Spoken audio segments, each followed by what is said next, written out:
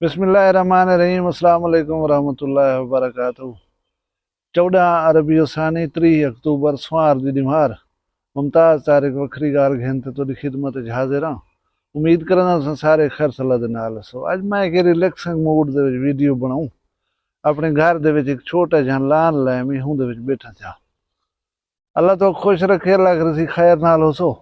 सब कने पहले मैं मुल्क दे मारूफ आलिम दीन और मुबल्लिग इस्लाम जनाब मौलाना तारिक जमील साहब नाल ताज़ियत करे सां।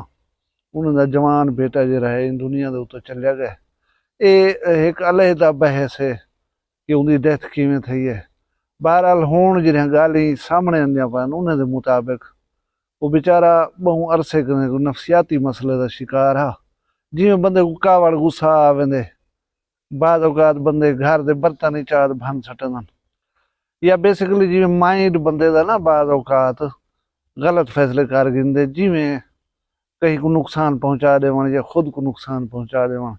यही हो जा मसला बेचारे दे इलाज दवा चलते पैन, लेकिन बस जिवें अल्लाह को मंजूर होंदे उवें थी वेंदे। मैं दुआ मकसा कि अल्लाह मौलाना तारिक जमील साहब को सब्र दी कुव्वत अता फरमावे और इहो जिहा नुकसान कहीं दे न थी वैन। दूजी गाल है कि एक तस्वीर देखो, ये तस्वीर दी ये बुनियादी तौर दे उत्ते साडे ज़हन दी अक्कासी पे करदी है। म्यूनसिपल कारपोरेशन जामपुर वाले ये एक वेस्ट बिन डब्बा ड्रम रखवा दिते कि तुसां अपना कूड़ा करकट जिहड़ा चाह के हिंदे विच सटिया करो, ताकि असां जो आऊं यही कूड़े करकट को चाह करें ते कहीं ठिकाने ला आऊं।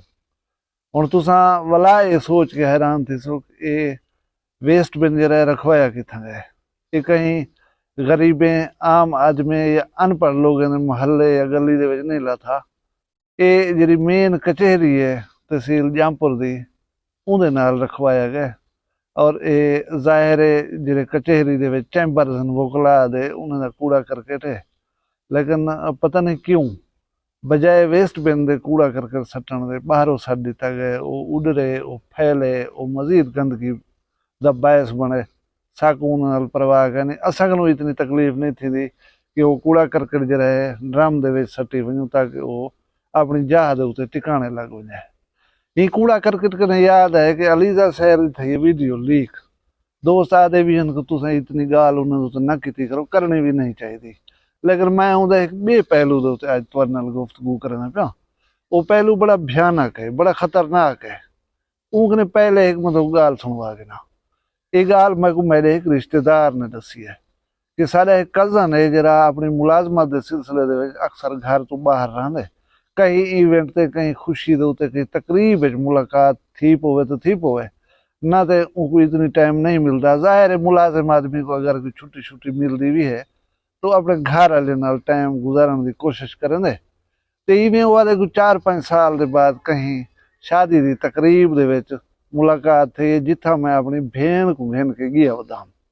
हुण उहदा जो कज़न है जाहिर है उहदी भेण दा भी कज़न हा। वो आदे मैं बाहरों खड़ा हम आ गए, मैं सलाम दुआ थी है। यही दौरान जिहड़ा है मेरी भेण भी शादी फंक्शन दे तो फारिग थी कि आ गई है। एक्चुअली मैं हूँ घिनण वास्ते उथे गया खड़ा हम थे, भली आवे मैं हूँ घेन करें तो वञा। वो आदे वो जिले ज़ाहिर थी मेरे नाल खड़ा हा, जाहिर है खड़ा रह गया होता रिश्तेदार हा। वाला मैं को पे आदे तेरी जाल ये हुण तू वञण चाहंदी तो कोई इजाजत है। वो खातून है जरी वो भी चौंक गई है कि हे कज़न अपना सक्का। वो इतनी मतलब पहचान नहीं कर सकिया कि मैं बीवी आउंदी या भेण आउंदी। वो जरा है ना दसावण दे उत्ते काफ़ी बेचारा शर्मिंदा थे कि ये मैं क्या आखना। भला जाहिर है वो एक्सक्यूज यो दीते कि यार मैं कहीं के वेले आंदा, मुलाकात पता नहीं कितने सालों के बाद थी भी है। मैं अपनी भेण को सुञाण ही नहीं सकिया कि कौन है। मैं इवें अंधा देख के बंदे को आख दीते कि तेरी बेगम आ गई तू हुण वेने ते वञ पिया। ये गाल करण का क्या मकसद है? ये गाल करण का मकसद है कि मेरी घर वाली है, मेरी औरत है, मेरी वाइफ है, इनको कितने लोग जानते हो सन। घरदारी करने वाली एक खातून घर दे विच जिहड़ी रहंदी है, जाहिर है कोई क्लोज रिश्तेदार ही दे हो सन। ते रिश्तेदार भी सारे घरें दे विच कहीं नहीं आंदे वेंदे रहंदे कि वो घर दे विच वड़े आंदे होवन, वो खवातीन नाल बांहदे होवन। सरसरी जी मुलाकात कितनी थी पोए, सलाम दुआ चकी थी, मतलब चेहरे मुनासिब तौर ते याद नहीं रहिंदे। इह गाल दे नाल तुसां भी इतफाक करे सो। अच्छा, कोई क्लोज रिश्तेदार जानदा होसी या चंद बंदे ऐसे होसन जेह्ड़े प्रामीनेंट को जानदे होसन, ना ते अक्सर लोग कह नहीं जानदे। हुण अलीजा सैर दी थी वीडियो लीक, वो FIA दे विच गई है, दरखास्त दी है। हूँ FIA को एक बे बंदे दरखास्त दी है। बंदा कौन है? पुलिस वाला है।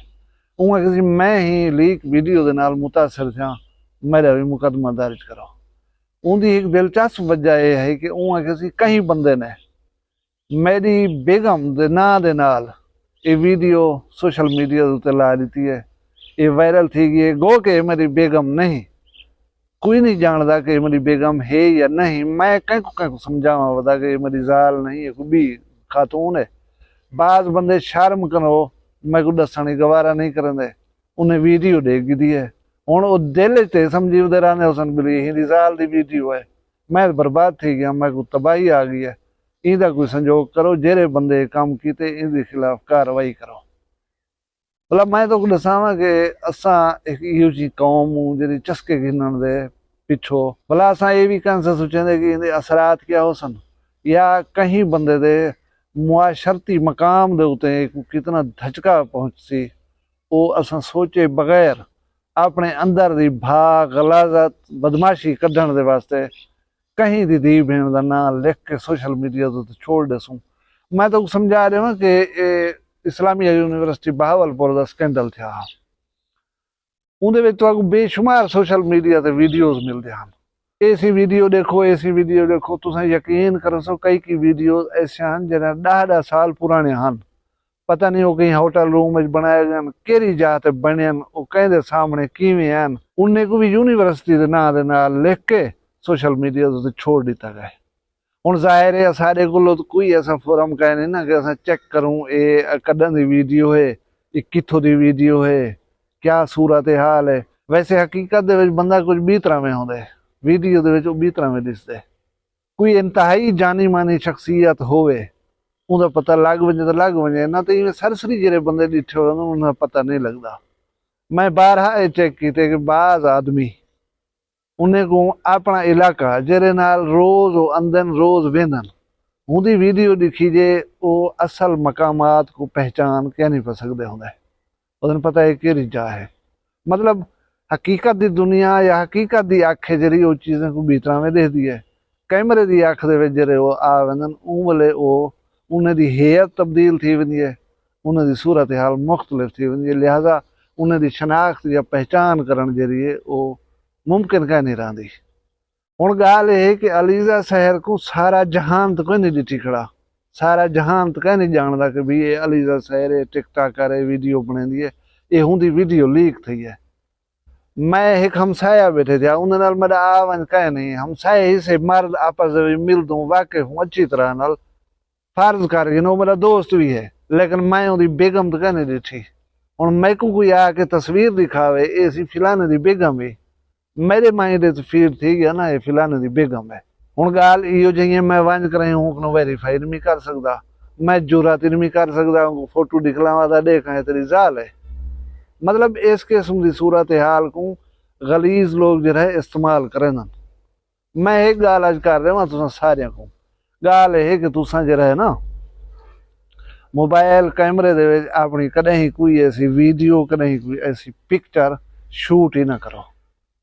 मेरा एक दोस्त है, वो पब्लिक फिगर है, मतलब मखलूक अच्छी तरह दे नाल जान दी है।